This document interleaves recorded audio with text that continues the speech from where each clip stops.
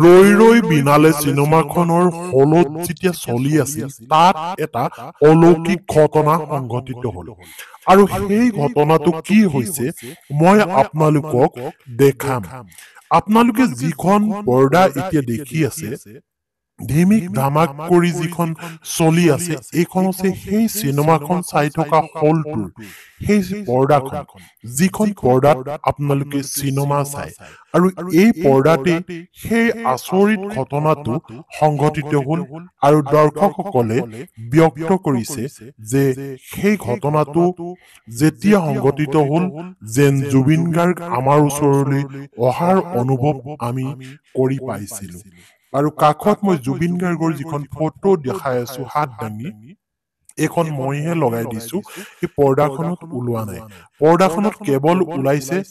এই ধিমিক ধামাক আৰু কেতিয়া ওলাইছে কি হল এই গোটেইখিনি কথা আপোনালোকে গম পাব এই ভিডিঅ'টোত। কিন্তু ভিডিঅ'টো আপোনালোকে স্কিপ্ট কৰি কৰি নাচাব, এইটো কাৰণে কৈছো যে কোনখিনি সময়ত সেই বিশেষ ভিডিঅ'টো পাৰ হৈ যায় আপোনালোকে গমেই নাপাব। গতিকে প্ৰথমৰ পৰা শেষলৈকে আপুনি চাওক, কাৰণ আপোনালোকে চাওক জুবিন গাৰ্গৰ এইখন হৈছে শেষৰখন ছবি আৰু তেওঁৰ শেষৰখন সৃষ্টি। গতিকে জুবিন গাৰ্গে কণ্ঠশিল্পী হোৱাৰ উপৰিও মনত বহু আশা পুহি ৰাখিছিল যে জুবিন গাৰ্গে বহু কাম কৰিম বুলি, আৰু তাৰেই ফলশ্ৰুতিত তেখেতে গীতৰ কাম কৰি থকাৰ উপৰিও তেওঁ অসমীয়া ছবি জগতলৈ তেওঁ যথেষ্ট অৱদান আগবঢ়াইছে। আৰু সেই অৱদান কি আপোনালোকে নকলেও গম পাইছে যে চিনেমা হয়, এনেকুৱা ধৰণৰ আছামিজ মুভি বনাইছিল কেইবাখনো তেখেতৰ জীৱনত, আৰু তেওঁৰ ইচ্ছা আছিল যে এদিন অসমীয়া চলচ্চিত্ৰ ইমানেই ভাল দিন আহিব যে সকলো ফালে জয় জয় ময় হ'ব। আৰু চিনেমাৰ সেই ভাল দিনটোলৈ আচলতে জুবিন গাৰ্গে আশা কৰি আছিল। আৰু আমাৰ মৰমৰ অসমৰ ৰাইজে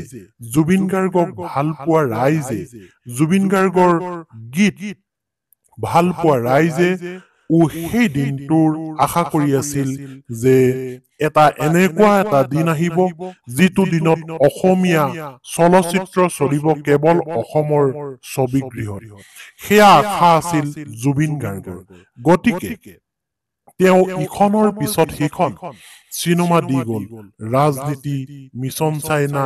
ইত্যাদি ইত্যাদি কৰি যথেষ্ট চিনেমা দি গৈছে অসমৰ সাংস্কৃতিক ভঁৰাললৈ। আৰু তেওঁ শেষৰখন চিনেমা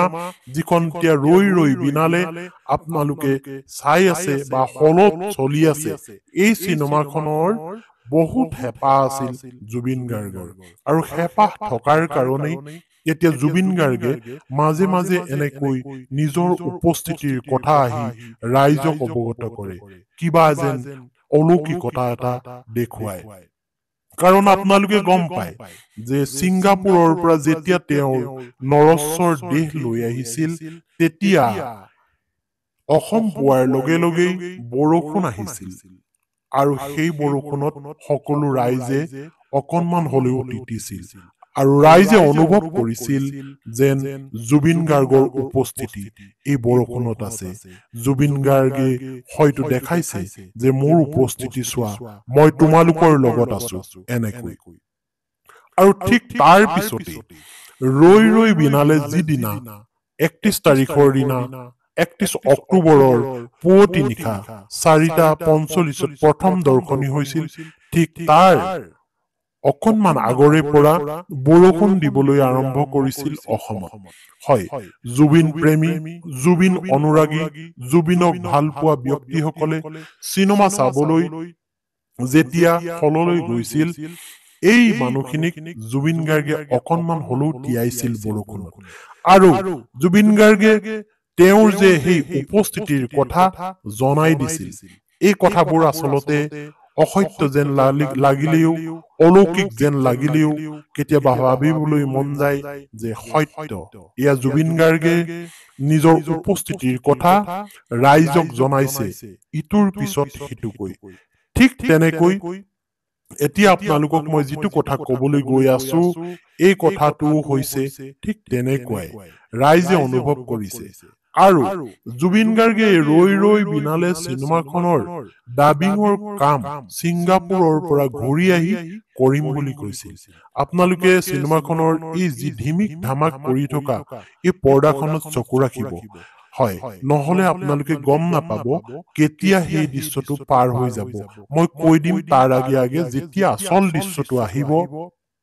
সেই দৃশ্যটো মই কৈ দিম পৰ্দাখনত আৰু কেনেকৈ সংঘটিত হ'ল এই কথাখিনিও আপোনালোকক মই ব্যক্ত কৰিম আৰু ছিংগাপুৰৰ পৰা তেওঁ ঘূৰি আহি এই চিনেমাখনৰ ডাবিঙৰ কাম কৰা কথা আছিল আৰু আধৰুৱা যিখিনি কাম ৰৈ গৈছিল এই কামখিনিও কৰা কথা আছিল তেখেতৰ বন্ধুবৰ্গক আত্মীয়ক এই কথাখিনি কৈছিল কিন্তু তেওঁ ঘূৰি আহিল হয় কেৱল পাৰ্থিব এটা দেহ নৰশ্বৰ এটা দেহে ঘূৰি আহিল জুবিন গাৰ্গৰ সেই সৃষ্টিৰ সেই মানুহজন ঘূৰি নাহিল যিজন মানুহক অসমৰ ৰাইজে মৰম কৰিছিল যিজন মানুহে অসমৰ ৰাইজক মৰম কৰিছিল যিজন মানুহে দুখীয়াক অৰ্থদান কৰিছিল হয় সকলোৰে লগত মিলি আছিল গতিকে সেইজন জুবিন গাৰ্গ আমাৰ মাজলৈ জীৱিত ৰূপত নাহিল আৰু আহিল তেওঁৰ সেই মাত্ৰ পাৰ্থিব দেহটোৱে গতিকে অসমৰ ৰাইজ আজিও কান্দি আছে আমাৰ এই মহান শিল্পীজনৰ বাবে আৰু শিল্পীজনৰ যি সৃষ্টিৰাজি আছিল এই সৃষ্টিৰাজি যে আধৰুৱা হৈ ৰল এই কথাটোত আমাৰ অসমৰ ৰাইজ মুঠেই পতিয়ন যাব পৰা নাই কাৰণ বহু কাম থাকি গল এই শিল্পীজনৰ গতিকে এতিয়া আমাৰ ৰাইজে বিচাৰিছে যেন জুবিন গাৰ্গ পুনৰ আমাৰ মাজলৈ আহক আৰু এই আধৰুৱা কামবোৰ সম্পূৰ্ণ কৰক সৃষ্টি কৰক আৰু অসমৰ ৰাইজৰ লগত হাঁহি মাতি ধেমালি কৰক গীত গাওক মঞ্চই মঞ্চই অসমৰ ৰাইজে তেনেকৈ বিচাৰিছে কিন্তু এয়া জানো সম্ভৱ নহয় এয়া সম্ভৱ কৰি তুলিছে বৰ্তমান সময়ত জুবিন গাৰ্গৰ সেই অতিকে বিশ্বাস কৰা সেই আত্মাই কাৰণ বিভিন্ন ধৰণৰ অলৌকিকতা এতিয়া দেখা গৈছে যেনেকৈ সেই বৰষুণ জাকৰ কথা মই যে কৈছিলো সেই বৰষুণ জাকে কেনেকৈ তেখেতৰ উপস্থিতি দিছিল ঠিক তেনেকৈ এই চিনেমাখনৰ ভিতৰত যেতিয়া বিৰতিৰ সময় আহিছিল সেই বিৰতিৰ সময়ত লাইটবোৰ জ্বলাই দিছিল হল কৰ্তৃপক্ষই কিন্তু নিজে নিজে নুমাই গৈছিল লাইটবোৰ আৰু নুমাই সেই হলৰ স্ক্ৰীনত ভাহি আহিছিল জুবিন গাৰ্গৰ হাতখন জুবিন গাৰ্গৰ এই ফটোবোৰ এনেকৈ ধিমিক ধামাককৈ বহু দৰ্শকে এই কথাটো উপলব্ধি কৰিলে আৰু দেখিলে আৰু বহুতে ভাবি থাকিলে যে চিনেমা হলৰ সেই বিশেষ কৰ্তৃপক্ষই এই পৰ্দাখনত এই ছবিবোৰ আচলতে দেখাই আছে বুলি কিন্তু নহৈছিল সেয়া অলৌকিকতা আছিল বুলি